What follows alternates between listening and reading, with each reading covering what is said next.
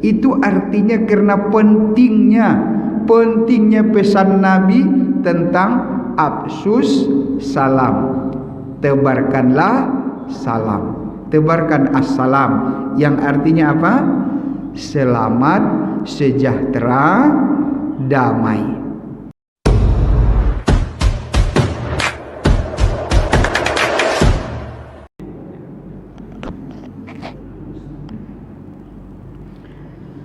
Bismillahirrahmanirrahim. Assalamualaikum warahmatullahi wabarakatuh.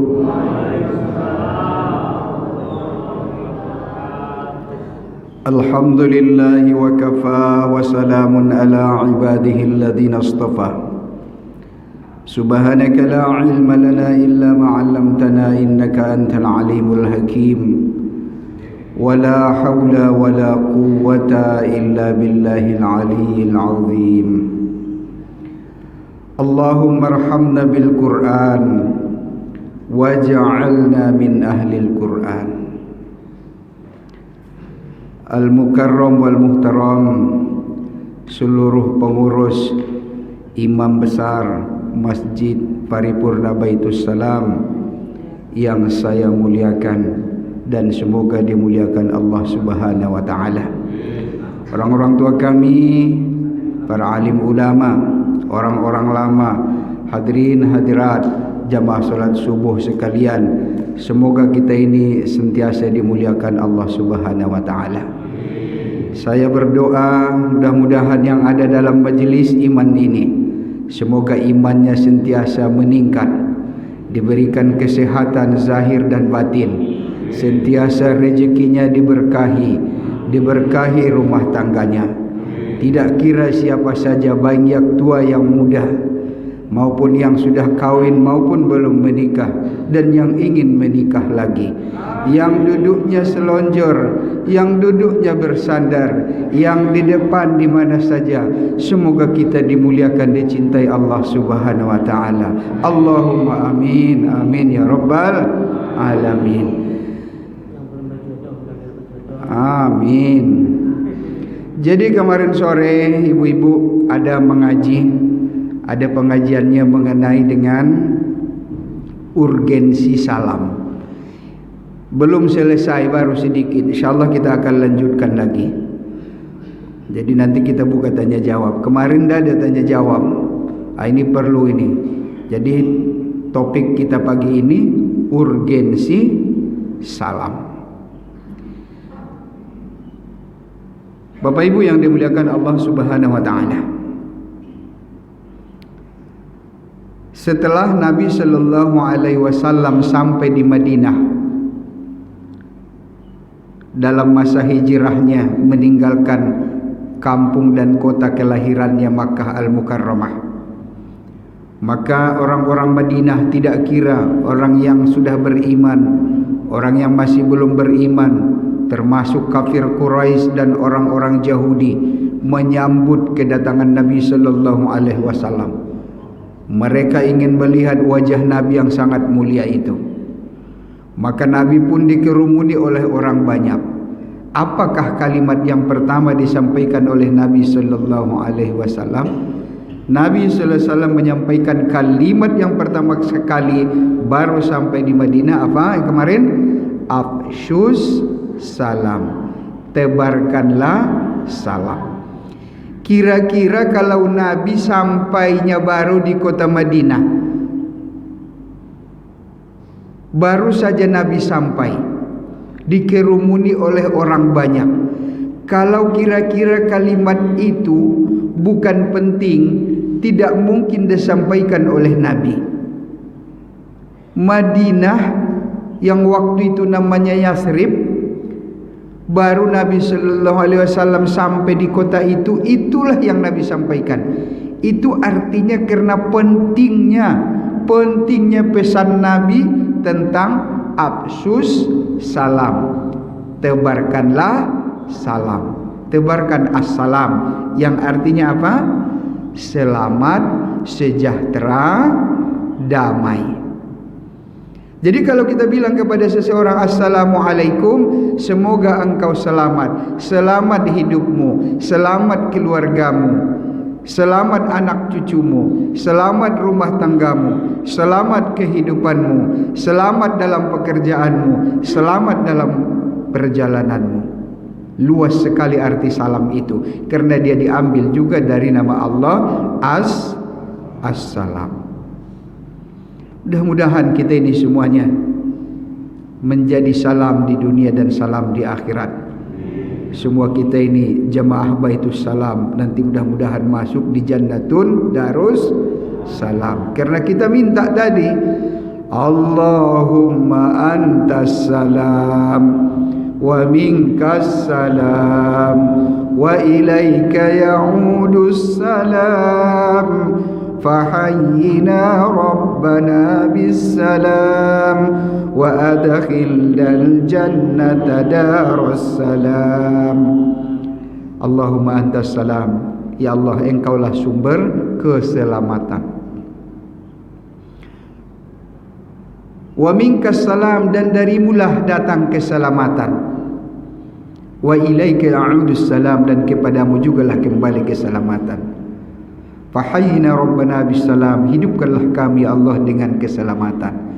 Wa dakhilal jannata darussalam, masukkanlah kami kepada surga Darussalam. Mudah-mudahan kita semua nanti menjadi ahli Darussalam di dalam surganya Allah Subhanahu wa taala. Jadi Bapak Ibu hadirin rahimakumullah, kalaulah tidak penting maka Nabi tidak akan sampaikan perkara itu. Afsus salam, tebarkanlah salam, tebarkanlah kedamaian. Maka Nabi SAW datang membawa kedamaian, mendamaikan seluruh permasalahan yang ada di muka bumi ini sesuai dengan caranya Allah. Allah damaikan semuanya. Yang saling benci Nabi damaikan supaya saling menyayangi. Yang tidak teguran datang Nabi memperbaikinya supaya saling teguran.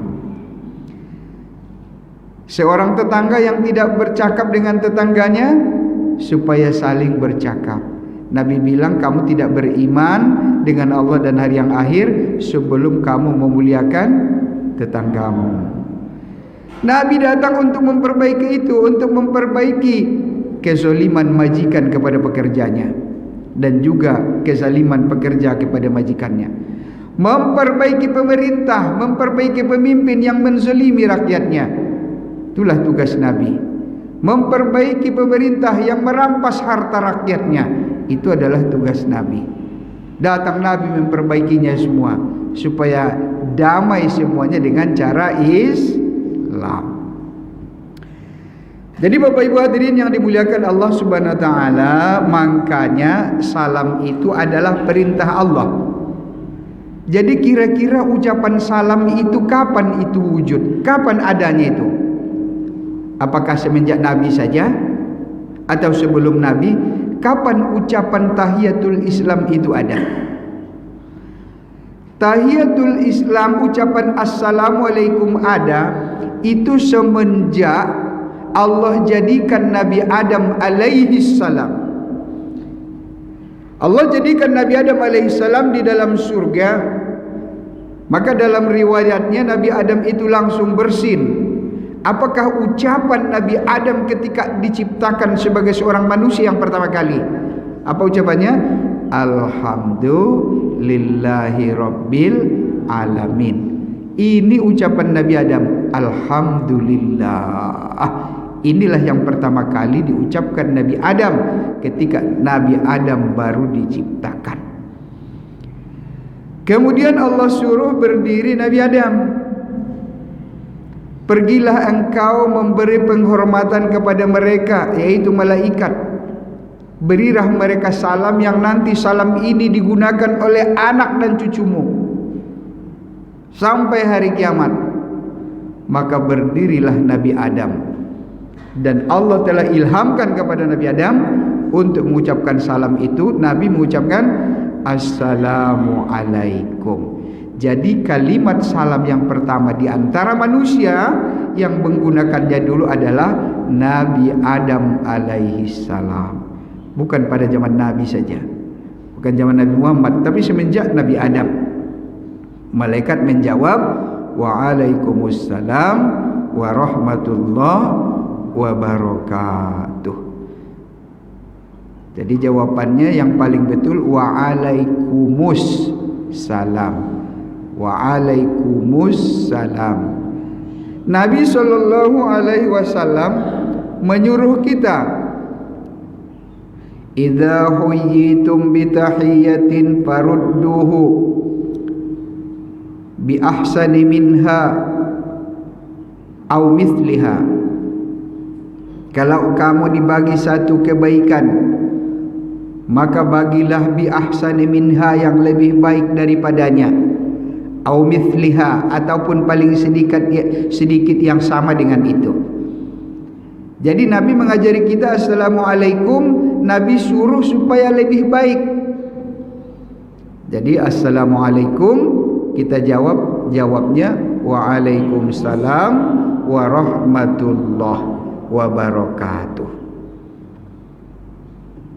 Karena pentingnya salam ini, tadi kita ketika minta Allahumma antas salam, akhir solat kita pun salam juga, assalamualaikum warahmatullah.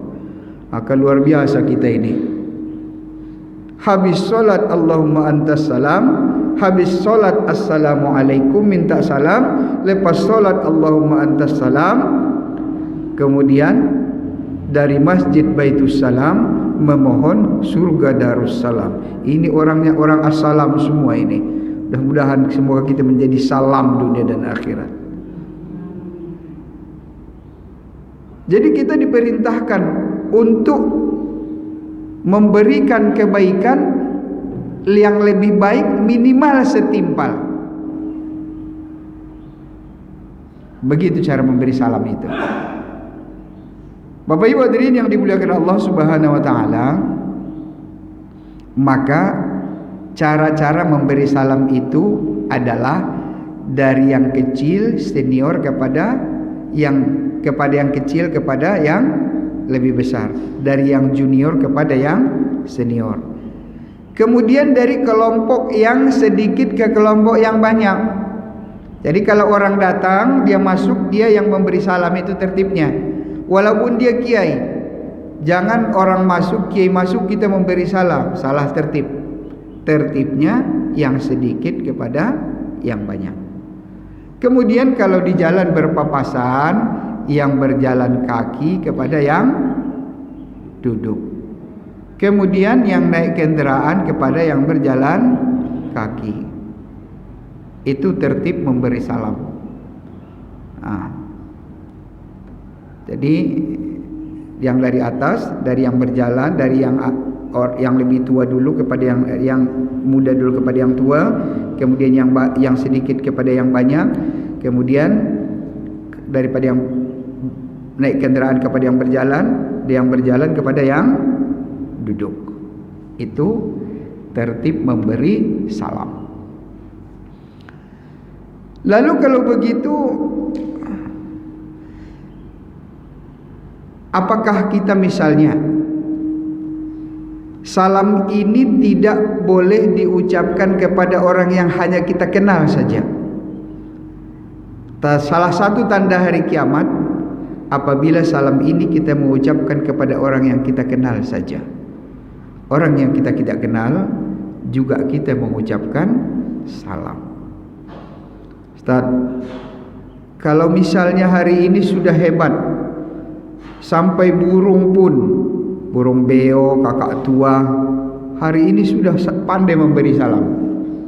Kita mau masuk rumah, assalamualaikum Pak, assalamualaikum Bu Haji. Wajibkah kita menjawab salam seekor burung? Kita masuk rumah, atau kita ke rumah orang lain yang ada burung beonya, assalamualaikum Pak Haji, assalamualaikum Bu Hajah. Ada burung macam ini sekarang ini. Kadang-kadang burung lebih ramah lagi daripada orang memberi salam. Kepada burung kita tidak wajib menjawab salamnya. Kenapa? Padahal dia sudah memberi salam. Karena burung itu tidak ada niat untuk mengucapkan salam. Karena burung itu hanya dia terlatih saja. Jadi yang paling besar di situ niatnya itu, niat kebaikannya. Makanya memberi salam itu niat baik. Jangan karena dia itu pernah menyinggung perasaan kita, tak mau deh memberi salam sama dia, tak tahu diri itu orang. Kita tetap beri baik niat. In ahsantum li anfusikum. Kalau kamu berbuat baik, kebaikan itu akan kembali kepada diri kamu. Masya Allah. Makanya salah satu amal yang paling tinggi itu adalah baca salawat. Itu amal yang paling tinggi itu. Kenapa salawat amalan yang paling tinggi? Ini rahasianya ini. Ini kita buka rahasianya. Kenapa salawat amalan yang paling tinggi? Ibu, ini macam mau sarapan ini apa? Ibu, gitulah, semangat dikit lah. Walaupun tidak banyak majelis ini, majelis mulia ini. Biasanya rahasia boleh dibuka enggak? Enggak boleh. Ada rahasia seseorang jangan buka-buka. Allah akan buka pula nanti rahasiamu, baik ketika kau hidup walaupun sudah mati. Simpan rahasia orang supaya Allah simpan rahasiamu. Buka rahasia negara, salah buka kena tangkap. Tapi ada rahasia yang boleh dibuka supaya tahu umat ini. Salah satu adalah rahasia setiap amal. Itu mesti dibuka. Apa rahasia solawat? Rahasia solawat, amalan yang paling tinggi adalah satu. Setiap solawat itu pasti diterima oleh Allah. Yang nomor satu rahasianya. Setiap solawat itu pasti diterima oleh Allah. Alasannya apa? Karena solawat itu doa kita kepada Nabi, doa kita kepada kekasih Allah. Doa kita kepada kekasih Allah pasti Allah tidak tolak. Solat kita belum tentu Allah terima, tapi kalau solawat pasti Allah terima. Ini nomor satu. Kemudian nomor dua, kenapa solawat ini amalan paling hebat? Karena kalau kita berdoa setiap kebaikan, apa janji Allah? Menyuruh malaikat ada di samping kita berdoa, wa alaik, dan juga seperti itulah kepadamu. Kalau kita baca salawat kepada Nabi sallallahu alaihi wasallam, Allahumma salli wa sallim wa barik ala sayyidina Muhammad kama sallaita wa sallimta wa barakta ala sayyidina Ibrahim. Ada lagi salawat yang macam-macam. Allahumma salli wa sallim wa barik ala sayyidina Muhammadin bi'adadi khalqik, sebanyak ciptaanmu. Jadi malaikat yang berdiri di samping kita itu apa? Wa alaik, dan juga kepadamu. Setiap yang kita baca solawat yang doa kebaikan kepada Nabi, feedbacknya baliknya kepada kita, didoakan oleh malaikat. Jadi maka solawat ini amalan yang paling tinggi. Dia amalan yang diterima, dan kebaikan solawat itu akan kembali kepada kita. Hebat solawat ini, kembali kepada kita kebaikannya. Jadi kira-kira kalau malaikat yang berdoa, doa itu kira-kira diterima tidak? Kalau malaikat itu doa yang sangat mustajab. Doa kita belum tentu diterima. Makanya kalau kita baca salawat, tidak payah pun berdoa, itu sudah tinggi.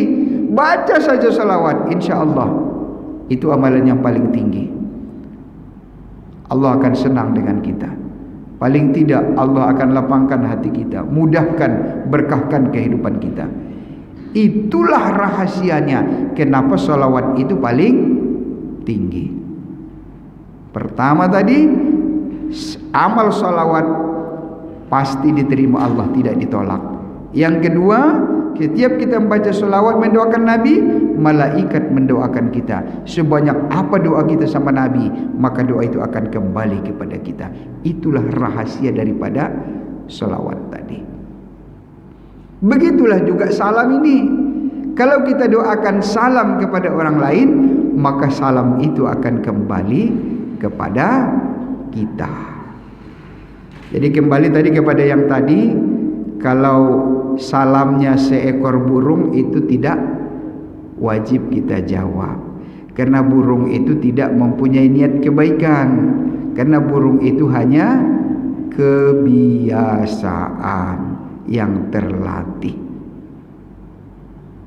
Jadi salam itu karena kebaikan yang ada dalam hati kita, kita sampaikan orang lain. Bapak Ibu sering mendengar kisahnya seorang pelacur masuk surga karena memberikan minum seekor anjing yang sedang kehausan.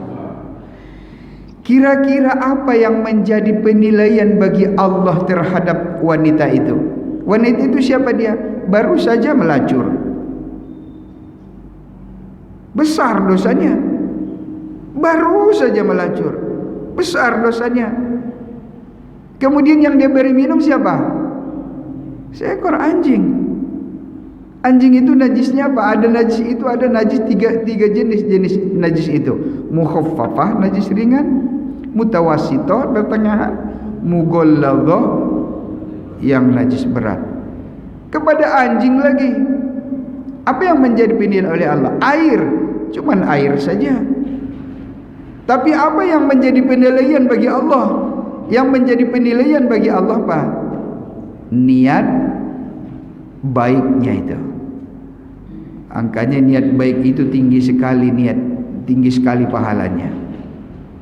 Dan dia ikhlas dia ambil, dan karena kasih sayang.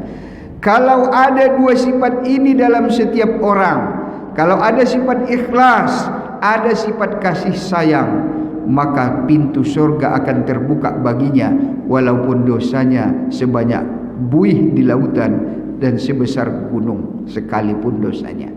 Ada sifat ikhlas dan ada sifat kasih sayang. Ini kadang-kadang ikhlas kita, kasih sayang kita itu kita kotori sendiri. Baru kita sedikit sedekah dengan tangan kanan, tangan kiri kita install. Hai guys, aku lagi sedekah guys. Hilang dia pahalanya. Jangan main-main sedekah kepada hewan sekalipun. Dia bagi seekor kucing makan, dia bagi susu, dia kasih kucing dengan tangan kanan, tangan kiri install. Hai guys, ini kucing ini tadi kotor, saya mandikan. Habis dia pahalanya. Jadi karena kebaikannya. Kemudian kalau orang gila memberi salam kepada kita, karena kata Nabi apa? Hakul muslim 'alal muslim khamsun. Kewajiban orang Islam dengan Islam lain ada 5. Yang pertama adalah raddus salam, menjawab salam. Macam mana kalau orang gila memberi salam dengan kita, ataupun orang mabuk memberi salam dengan kita? Wajibkah kita jawab salamnya? Ibu? Tidak. Wajibkah? Jangan segan-segan jawabnya. Tidak. Kalau bapak-bapak, mana ini, wajib atau tidak? Orang gila ini dalam kitab Al-Majmu', dia itu dengan orang mabuk itu disamakan. Mereka sedang tidak ada akal sehatnya. Ucapannya bukan berasal daripada akal sehatnya. Maka kita tidak diwajibkan untuk menjawab salam daripada mereka. Karena ada beberapa orang tidak kita ini wajib menjawab salam mereka. Contohnya, ini sekarang anak-anak muda sekarang pandai itu. Dia lihat anak darah cantik macam mana supaya dapat bercakap. Dia Assalamualaikum. Itu yang paling simpel. Sudah tradisi seperti itu. Jadi nanti kalau ada orang kita berikan salam yang muhrim kita tidak jawab, itulah yang paling tepat. Assalamualaikum, hai. Dia bilang, diam saja dia. Kok sombong ah. Batu aja kalau diketok bunyi, masa orang kalau diberi salam tidak ada jawabnya. Itu yang tepat, memberi salam. Ini kadang-kadang memberi salam ini bukannya anak muda, orang tua. Orang tua pun rupanya ingin bercakap. Assalamualaikum lai, Assalamualaikum neng. Kalau dia tidak jawab, itu jawaban yang paling betul, yang bukan muhrim kita. Dalam kitab tafsir Al-Munir ayat 3, juz 3, Wahbah Suhaili mengatakan ada beberapa tempat kita ini tidak diperkenankan menjawab salam.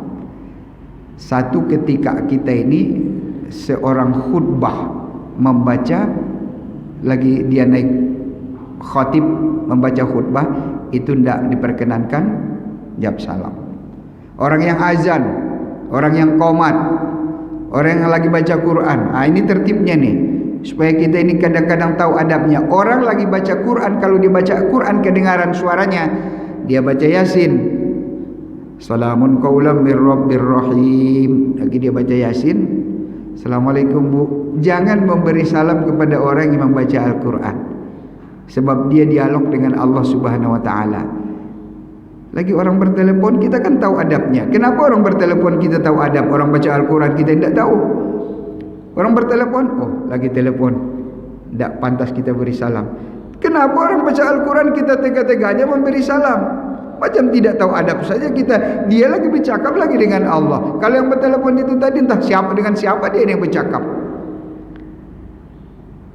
Jadi kalau ada orang baca Quran, adapun hajat kita, lagi dia baca Quran, jangan memberi salam. Tunggu dia baca Quran. Dia sedang berdialog dengan Allah. Sekarang gini saja deh. Kalau ada orang lagi bercakap begitu, kita omongi dia, mungkin kita boleh dimarahi. Itu dia bercakap lagi dengan Allah Subhanahu wa ta'ala. Kemudian kita tidak dianjurkan memberi salam ketika ada dalam tandas. Ada orang memberi salam bodoh, yang menjawab pun dari dalam itu bodoh. Bertemu dua bodoh, bodoh-bodoh kuadrat. Asa ada orang di tandas Assalamualaikum, menjawabnya Waalaikumsalam, tidak boleh. Kemudian kalau kita misalnya masuk rumah, bolehkah kita memberi salam?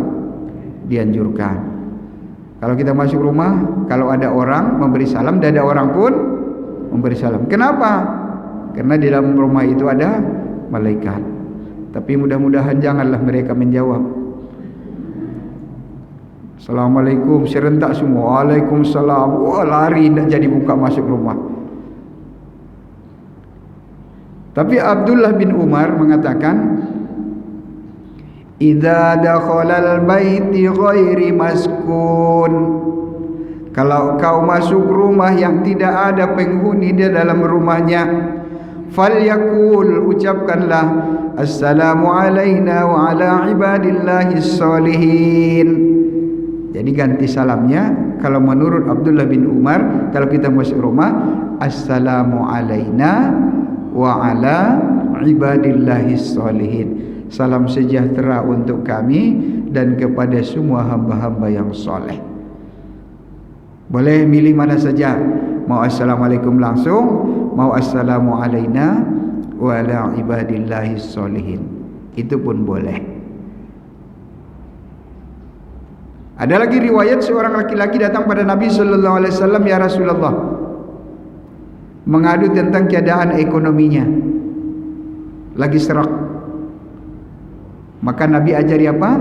Masuklah rumahmu dengan membaca salam, terus membaca surah Al-Ikhlas. Kita baca assalamualaikum, kemudian bismillahirrahmanirrahim, qul huwallahu ahad, Allahus samad, lam yalid wa lam yulad wa lam yakul lahu kufuwan ahad. Kemudian dia balik rumah, dia amalkan. Hanya beberapa bulan datang lagi jumpa dengan Nabi. Ya Rasulullah, subhanallah, rezeki saya sudah melimpah ruah. Sampai tetangga-tetangga pun saya bagikan rezeki itu.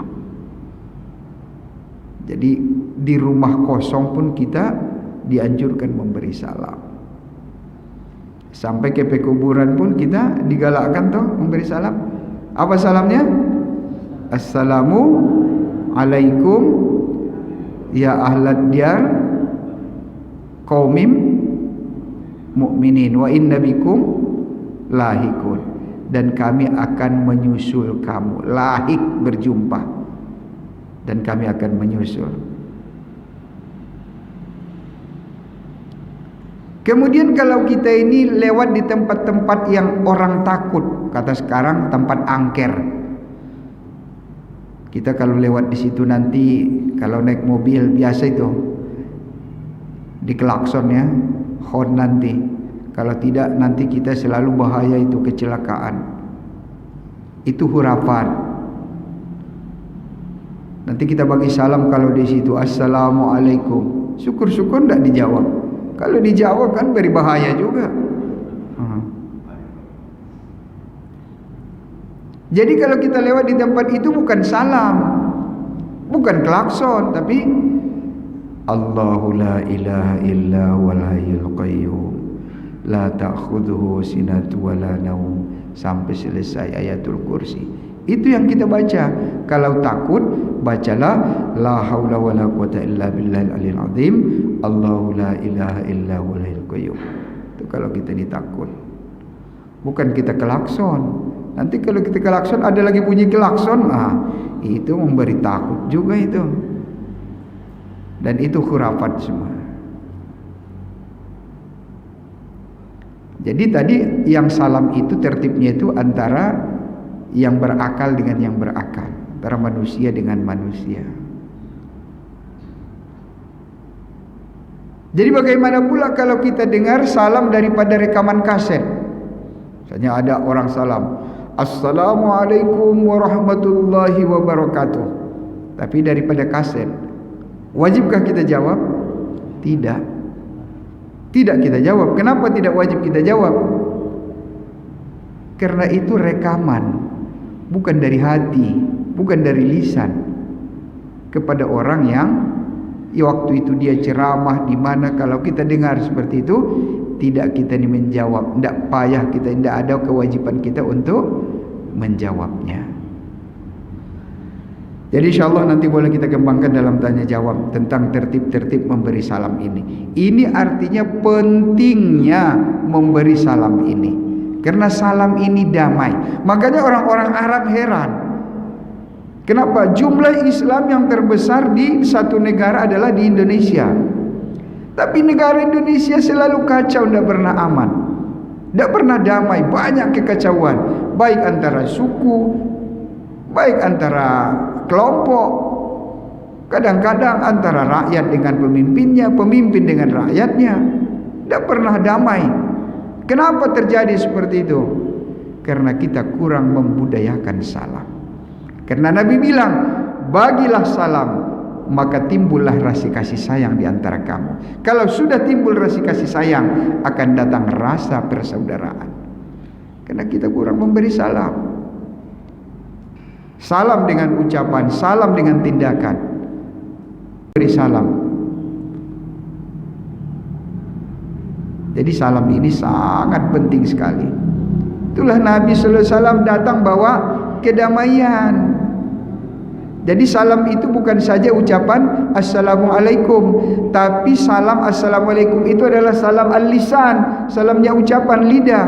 Tapi salam yang selanjutnya adalah membagi tindakan perdamaian kepada orang lain. Nabi SAW ketika melaksanakan umroh daripada Madinah ke Makkah,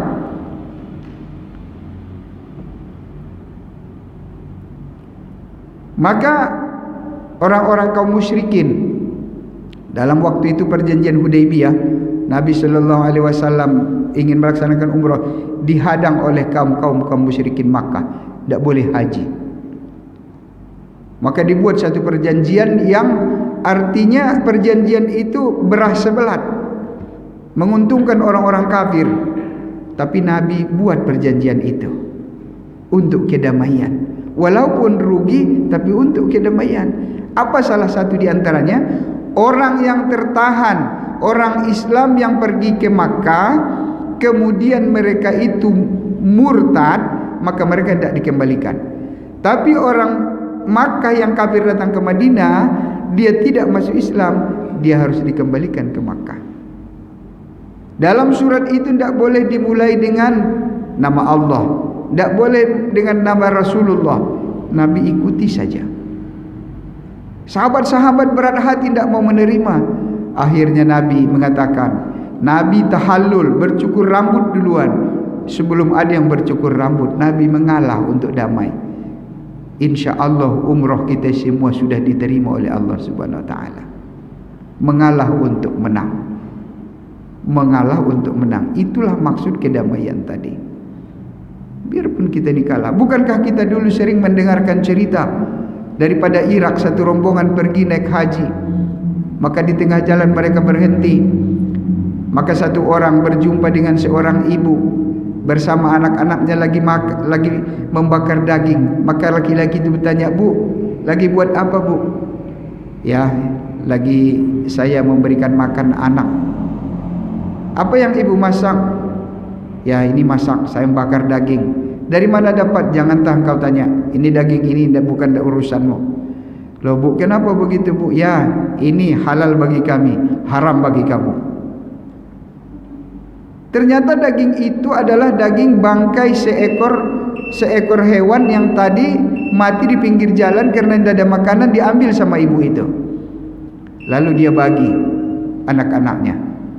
Karena bapak itu kasihan, dia bagi semua belanja hajinya sama ibu itu dan anak-anaknya.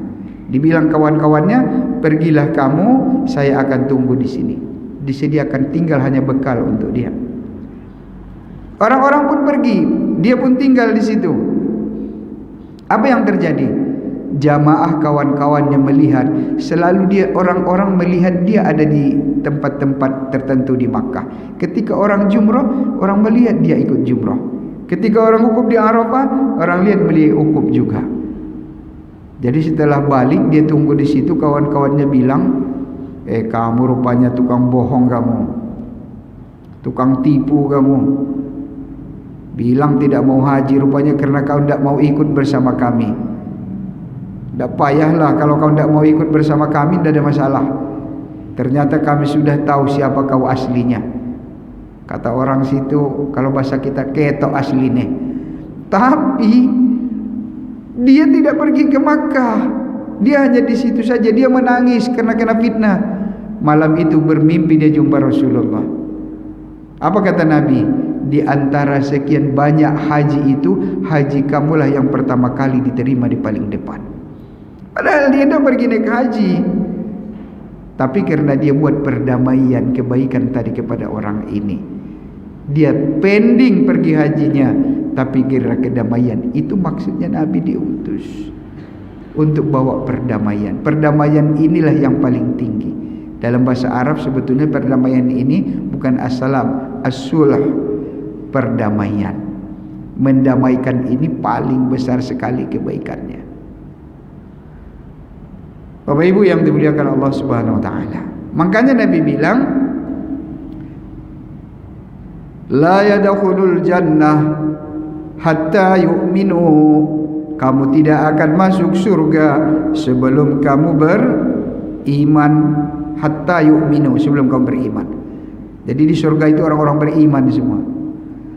Wala yu'minu hatta tuhibbu, dan kamu tidak akan berkasih sayang tidak kamu akan beriman sebelum kamu berkasih sayang. Ala awadullukum hatta tahabbabtum, maukah aku tunjukkan kepada kamu satu amalan sehingga kamu dapat berkasih sayang? Kata Nabi, absus salam, tebarkanlah salam. Jadi kalau ada orang benci-benci dengan kita, banyak-banyak bagi salam dengan dia. Assalamualaikum. Kadang-kadang kita bagi salam, lupa kita bagi salam kepada Nabi kita. Imam Nawawi mengatakan, aku tidak pernah tidur sebelum aku bagi salam kepada Nabiku. Jadi walaupun kita di jauh, Nabi jawab salam kita. Jadi kalau kita jumpa datang ke Madinah ziarah, macam mana salam kita? Assalamu alayka ayyuhan nabiyul karim war rasulil azim. Assalamu alayka ya nabi Allah. Assalamu alayka ya safwati khalqillah. Assalamu alayka ya habiballah. Oh, panjang juga Ustaz. Kalau panjang dapat Assalamu alayka ayuhan nabiyul karim ar-rasulil azim. Sudah. Itu saja. Jangan lupa kita kepada Nabi kita. Nabi itu datang untuk membawa kedamaian. Orang mau hianat pun dengan Nabi, ujung-ujungnya jadi damai. Satu hari Nabi berdiri di satu lembah di Madinah. Ada seorang pemuda yang gagah, badannya kekar. Waktu dia mengembala kambing, dia lihat Nabi, maka dia jumpai Nabi. Dia adalah daripada keturunan orang Quraisy juga dari Banu Hashim. Maka dia datang kepada Nabi, "Hei Muhammad, kalau bukan kita sama-sama Quraisy, aku tidak perlu bercakap denganmu. Aku akan kerjakan kau. Aku akan hajar engkau." Karena dia bencinya sama Nabi. Rupanya engkaulah yang menghina Tuhan-Tuhan kami. Sekarang mintalah pertolongan kepada Tuhanmu. Saya akan minta pertolongan juga kepada Tuhanku, Lata dan Uzza. Kan Nabi tersenyum. Jadi maksud kamu, aku akan kerjakan kau. Kita akan fighting dulu. Kita akan gulat. Kalau kau menang, kau ambillah itu kambing saya sepertiga. Kambingnya 300, ambil 100. Tapi kalau engkau nanti kalah, ya udah, itu kehancuranmu. Nabi tersenyum. Siap? Kata orang Quraisy itu. Nabi bilang, boleh. Nabi memohon. Nabi berdoa 4 saja. Apa kata Nabi? Ya Aliyu, ya Azim, ya Halimu, ya Alim. Langsung dibanting oleh Nabi. Sekali pukul langsung dikunci oleh Nabi. Lebih dahsyat lagi daripada kuncian Habib Nurmagomedov kepada Conor McGregor pada 6 September itu ya, 6 Oktober gitu tahun 2018 dulu. Habis dikuncinya, lebih dahsyat lagi kuncian Nabi. Dikuncinya, tidak bergerak orang itu. Kemudian nyerah, kata Nabi. Iya, nyerah. Sini hadiahnya. Orang itu tidak puas. Sekali lagi, ya Muhammad, boleh, kata Nabi. Nabi berdoa lagi, ya Ali, ya Azim, ya Halim, ya Alim. Dias, dibanting sama Nabi, KO lagi. Tidak puas juga, sekali lagi dibanting lagi sama Nabi. Akhirnya habis kambingnya. Sampai kapanpun kau tidak dapat mengalahkan aku, kata Nabi. Tapi ini kambing-kambingmu saya akan hadiahkan lagi kepada kau. Heran orang itu. Dia sudah lawan, dia sudah tantang, dia sendiri kalah, maka hadiah dibalik lagi sama dia. Ini luar biasa nih orang ini. Luar biasa damainya ini. Kalau begitu saya masuk Islam sajalah. Jadi Nabi membawa kedamaian. Jadi Bapak Ibu hadirin yang dimuliakan Allah Subhanahu wa taala, ada waktu dalam beberapa menit lagi. Insyaallah kita akan gunakan sedikit tanya jawab. Kalau boleh mengenai salam yang tadi, kalau tidak pun masalah yang lain waktunya sedikit, mungkin 1-2 orang saja. Bapak Ibu dipersilakan. Ada? Atau memang sudah ahli salam semuanya?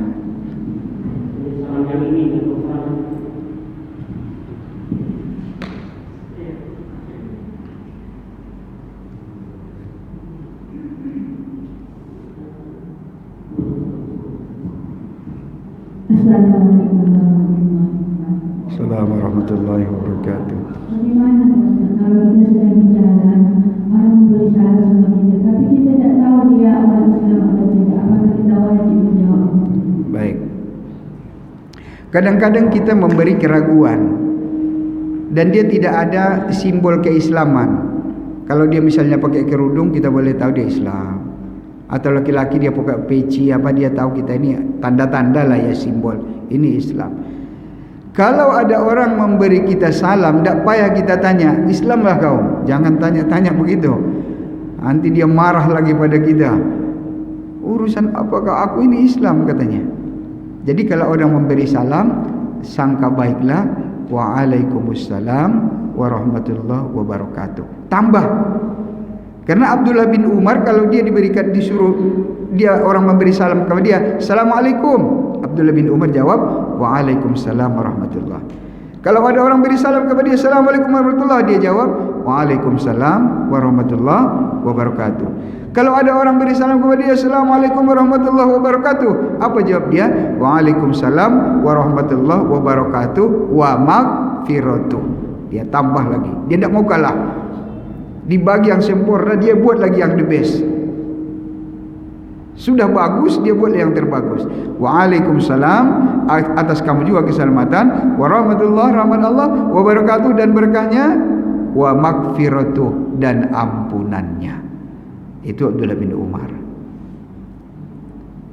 Jadi kalau kita tahu jelas-jelas itu kafir, baru kita jawab waalaikum, itu saja. Jangan ada tambahan yang lain. Waalaikum. Kalau tidak kenal, jawablah salamnya dengan sempurna. Ya Bu, boleh ada lagi? Nanya, sedang baca Quran. Kalau ada tanggapan katanya boleh bisa dijawab tidak salam. Baca Quran.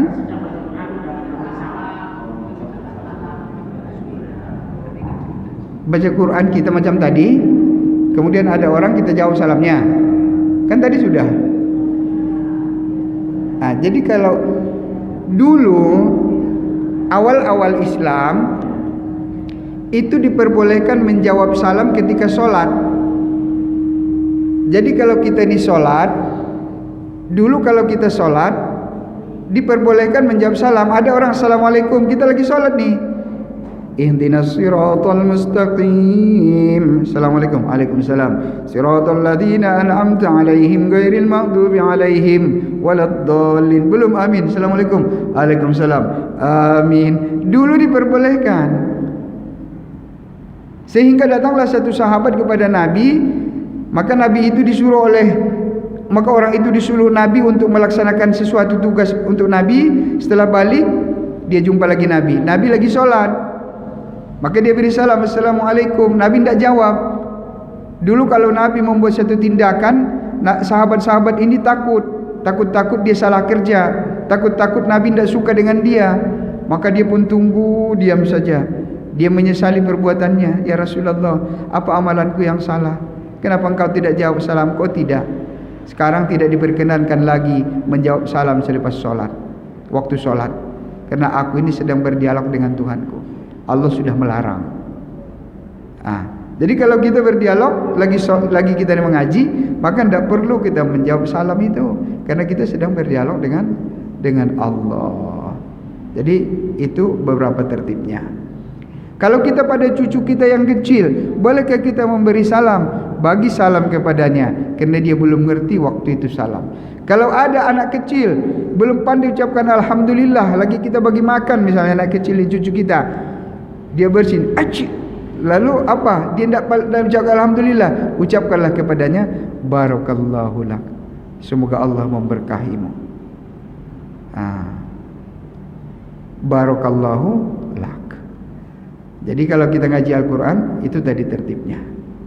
Kita tidak dianjurkan untuk menjawab salamnya. Baik, waktu isyraq sudah masuk. Insyaallah kita cukupkan sampai di sini. Mudah-mudahan jadi kita orang-orang yang assalam, sentiasa afsus salam, menebarkan salam. Mudah-mudahan kita menjadi ahlus salam. Dari dunia kita menjadi ahlus salam, sampai nanti di jannah darus salam. Subhanallah bihamdihi, subhanakallahumma bihamdika, asyhadu an la ilaha illa anta, astaghfiruka wa atubu ilaik. Assalamualaikum warahmatullahi wabarakatuh.